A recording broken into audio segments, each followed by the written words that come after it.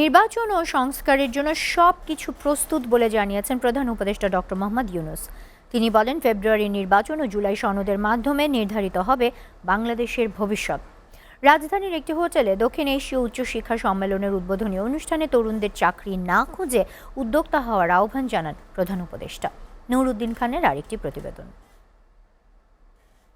দক্ষিণ এশিয়ার দেশগুলোর উচ্চশিক্ষার বর্তমান অবস্থা ও ভবিষ্যৎ দিক নির্দেশনা শীর্ষক 3 দিনব্যাপী সম্মেলন মঙ্গলবার সকালে রাজধানীর একটি হোটেলে সম্মেলনের উদ্বোধন করেন প্রধান উপদেষ্টা ডক্টর মোহাম্মদ ইউনূস। যোগ দেন বাংলাদেশে নিযুক্ত দক্ষিণ এশিয়ার বিভিন্ন দেশের কূটনীতিকরা। That will clarify what this university education is all about. সম্মেলনে প্রধান উপদেষ্টা বলেন, শিক্ষা ব্যবস্থার মূল লক্ষ্য কেবল চাকরির উপযোগী জনশক্তি তৈরি করা নয়, বরং প্রয়োজন সৃজনশীল ও উদ্ভাবনী মানুষ গড়ে তোলা।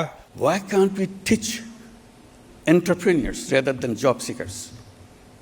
Tell young people you're not job seekers, you're job creators. You're agents of change.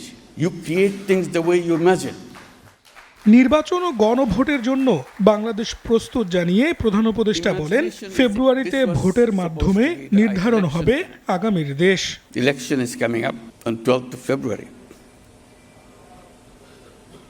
The uprising tore apart everything.